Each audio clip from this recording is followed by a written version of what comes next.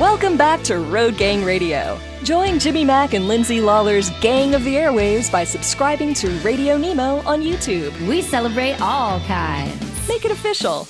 After all, if you're listening, you're already in the gang. The Road Gang.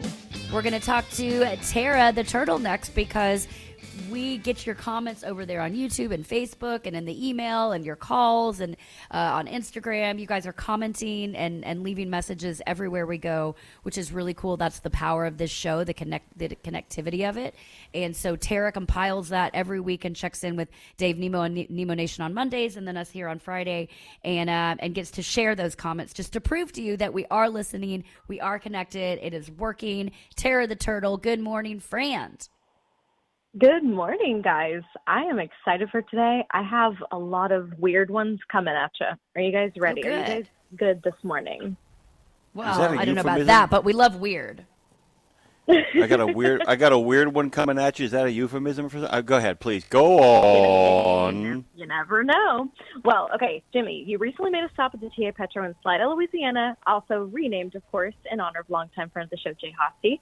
You cut a little video. There were a couple comments rolling in. First up from Tom Bray, said, been doing a lot of traveling lately and hitting TAs and Petros whenever possible. Cuba, Missouri, TA Petro for today. How was your experience there? Was it good? It was clean. It was safe. People who were working there, it was in the early part of the late evening, if that makes any sense. I was greeted with smiles. Place was clean. I was able to splash some hot water on my face and get myself rolling. It was everything. It was everything I thought it would be. And it's like I said, it's a really nice area. Slidell is a quiet community. It's basically an exurb of New Orleans, and it is a pass through in many ways. And it was set up as a very welcoming place. You can see it from the interstate, as you can with so many of them. It's in a really great position. Claire and I got a chance many years ago to go over there and eat, and they responded to some of Claire's requests. And actually, I don't know if you know this, they improved the salad bar over there many years ago because Claire asked them to. They reached out and did it. So we have good affection for that particular TA Petro, and Dave got a chance to get over there too. And like I said, if you watch the video, I start over. I'm right in front of Jay's plaque, which is really, really cool. Really liked it. And it's a great way to start the adventure. You get about 30, 40 miles. Dre knows that TA Petro really well. You get about 30 or 40 miles outside of New Orleans. You pull over, you get in there, you take a deep breath, and then you hit the 59, and you're on your way to Nashville to wake Lindsay up at 5 a.m. It's a great trip. Great trip. Well, speaking of Lindsay, Jerry B chimed in and said, still waiting for you to share Lindsay Lawler's address. Oh, yeah, Lindsay, sure. Lock your doors, maybe? There were quite a few people, I think, in the past year or so that have wanted your address, and there have also been a few people that have wanted some pictures of my feet as well. So we love you guys. Truck Driver Appreciation Week. We might just post a picture with your address, my feet. It'll be great. I'm just kidding, guys. We love you, but sometimes I'm going to give it weird. I'm going to give Lindsay's address right now. It is 2306 Esplanade right now. Yeah, 2306 Esplanade Avenue. If you want to come by anytime, you can just let us know you're on your way. You can knock on the door, and you can see the address where Lindsay is on a Google Meet talking to me every morning. Happy to have you. There you go. That's great. There's your address. That's great. Thanks for it. And for Tarrah's feet, you can find them nowhere. No, she does not have an OnlyFans account for her feet. The people have asked. The people have spoken, and Tarrah has responded, no, she does not share pictures of her feet. I haven't responded, actually. This is my response. No, thank you. Yeah, your non-response is response enough. Do you remember Claire Marie's message I played for you guys, and I told them, no. Sorry, there you go. Yes. There you go. No. Hard pass. Go on, kiddo. Hard pass. But Jerry B also left a more normal comment on Facebook about your interview with Judith Pearson, who wrote Radical Sisters, about breast cancer and survivors and all of that, and said, love the segment with Judith. Breast cancer took my mother, and several of my aunts had to deal with it as well. As far as the pink ribbon goes, I hear anyone saying anything disparaging, I will go full Land O'Lakes on you. Keep up the fantastic work, guys. This new format and all the different ways that you can listen are only things space radio could dream of. So I love this comment. I love it too, Tarrah, and it's a good reminder. Go back and listen to that interview. You can find it over on YouTube. The videos that Tarrah posts exhaustingly every day. She works hard on those. So please go watch them because it is please go watch them. But that in particular, it was, it's a female author telling you about her survival story and a few other women. But the whole conversation in that interview was talking about how we really touched on how the male drivers out there, for our male listeners, can support their sisters, wives, aunts, nieces, daughters, grandmothers, whatever it may be. It's a really important conversation delivered in an upbeat kind of way. So I highly encourage you guys to check that out. Thanks for sharing, Tarrah. Yeah, of course. And also, author Lee Pepper also commented on their interview with you guys and said, I really enjoyed the time spent with you all. Thank you. So you can go check out all of those on our YouTube channel. They are up as we speak, and they're always there for you guys. So appreciate you guys watching them. By the way, I want to let people know, do you know what Jerry meant when he said, I will go all Land O'Lakes on you? You know what he meant, right? I personally don't. Can you explain? Yeah, Dre will remember. We told a story a couple of days ago on the radio where a woman from Land O'Lakes, her dog got attacked by an alligator, so she punched him in the face. So basically, I will go Land O'Lakes on you means I will punch an alligator in the face if you say ill. I like that, by the way. I'm going to go Land O'Lakes on that. you. Yep. I thought it had to do with like butter and cheese and all of that Land O'Lakes. So, No, it's about being Land O'Lakes, Florida, and smacking some alligators around. That's what I'm talking about. Go on, Tarrah. When you and I were to, if you and I were to say it, it would mean yes. If you mess with anybody I love, I'm going to spread cheese and butter all over you. Yes, exactly. Yes, that's what I meant. And then eat you alive. And then feed you to the alligators in the Everglades. Go on. Go on. Go on. Well, Tom Bray also checked in on the very first JJ Keller segment after his retirement and said, nice job, Josh and Jimmy Mack. Sorry I missed it. Busy being retired and doing retired guy things. And Jimmy, I know you were pleasantly surprised. Not really. You knew it would be great because Tom Bray sent you a very great guy, but it ended up being a great segment.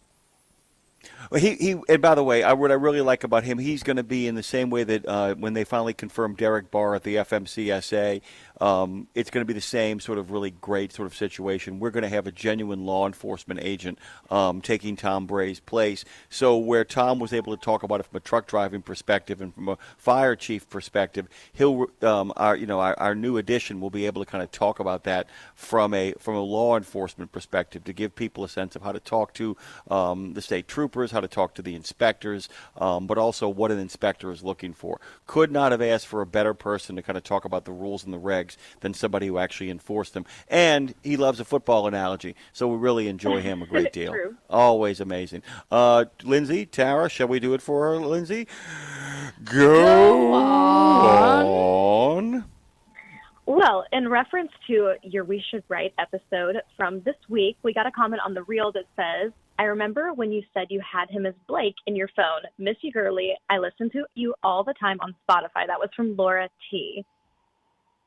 Care to explain this, Lindsay? Did you have him as Blake in your phone? Oh, wait. Who was it again? Laura T? I don't have the last name in front of me. Oh, yeah. Wait, and she said what? Sorry, will you read it again? She said, I remember when you had him, as Kevin Post, in your phone as Blake. Blake Shelton. Yes. Okay, here's what happened. The long story short, my dear friend Kevin Post and I were out eating with another one of our girlfriends who's a singer in town. And at the time, Kevin was on the road with Blake Shelton. And at the time, he was married to Miranda Lambert. And at the time, the other girl at our table was playing guitar for Taylor Swift. So at that moment, Kevin put me in his phone as Miranda Lambert. I put Kevin in my phone as Blake Shelton, and then I put our other girlfriend in my phone as Taylor Swift. I don't know what made us think to do that at dinner. We did it. Well, then we forgot about it. And months go by, and I was sitting at the airport, and I'm waiting to get on a plane, and I had my phone sitting down next to me, and Kevin called me, but it popped up as Blake Shelton because I had put him in my phone as Blake Shelton. So my phone starts ringing and it says Blake Shelton, and this lady sitting next to me looked down and saw it, and her eyes lit up and thought that Blake Shelton was calling me. So I answered it and had a conversation as though I was talking to Blake, and like it blew the woman's mind. She was like, "Oh my God, I can't believe it!" And as soon as I hung up, she's like, "I'm sorry, I don't mean to eavesdrop, but were you just on the phone with Blake Shelton?" I said, "Yes." Yes, I was. And then I boarded the plane. Mic drop. That's Yeah, it was amazing. funny. I love that story. Wow. That's the best story ever. That's the best story ever. And it's about remaining completely deadpan, not being a bragger, but just being an absolute sort of, yep, moving on. Well, and the better part is the other one real quick is then also my phone rang later and it said like weeks later, and it said Taylor Swift, and I completely forgot that I had put Maggie in my phone as Taylor Swift. And so I looked down and see Taylor Swift calling me, and I was like, "Oh my God." You were like, "Why is Taylor Yeah, I was like, "Why is Taylor Swift calling me?" And then I was like, "Wait a minute. It wouldn't pop up in my phone as Taylor Swift. Okay, that's on me. Okay, caller never mind. ID. That's just Maggie." Imagine. Yeah, I really love your song Blank. I'd like to do it. No, Blank. sorry, it's mine. Sorry, it's mine. Sorry, goodbye. Oh my God. T-Dog, you got 2 minutes left. How you going to wrap us up, sister? Okay. It is National Tradesman Day, which brings up a dumb question, but it's a real question because the Reddit threads, I went in the Reddit rabbit hole, as I always do, and I want to know, do you guys think trucking is considered a trade? Because personally, I would say yes, and I think the audience would agree. But there have been debates happening online about this, and someone said it should be, but in the USA it isn't. Drivers are classified the same as unskilled labor. Jimmy, Lindsay, anyone in the chat want to drop through? First of all, Tarrah takes Lindsay's dumb question of the day, number 1. I had to do that. Okay, that's first of all. Second of all, the classification is right, and in regards to the classification is the commenter is correct in the classification. The classification itself is wrong, and I think that all trade skills fall into a growing class of people in this country who are going to save this country. I call them light blue collar workers, where you take white collar and blue collar, and you create people who have to be smart and great with their hands, and be mechanically inclined, and be literate in a number of different kind of technical and language approaches. And I think that trucking is going to end up, in many ways, becoming the way firemen have become, these kind of all-around jack of all trades. That the people who are going to be the truck drivers of the future are the ones who are doing a great job already with EMT skills, with small arms and tactics skills, with security skills, with chemical mixing skills. I think it's a great trade. I think it needs to be reclassified sooner rather than later. Absolutely. Someone said, if you want to be respected in a trade, become a pipe welder. I'm like, speaking from a welder wife, I don't agree with that. And my mom and my brother work for a trade school, and they just got a new trucking, class, and they're actually coming on the show next week. But it is, and it's Truck Driver Appreciation Week. But every week we appreciate you guys, and what you do is difficult, and it matters, and it takes heart, and it takes passion and grit. And most people could never do it. And even if they could physically do the aspect of trucking that is a physical part, they couldn't handle the schedule or the dedication that it takes. And we see you, and we respect you, and we thank you. So stay safe out there, guys, and thanks for listening always. Tarrah for president. Okay. Thank you. You have my vote for president of trucking and the world. Tarrah joins us every week as she does for Breaker Breaker Backtalk. Tarrah, we love you. Truckers love you. You love truckers. Just don't ask for her feet pics, guys. You're not going to get them. Yes. Thank you, guys. No. You can keep trying, though.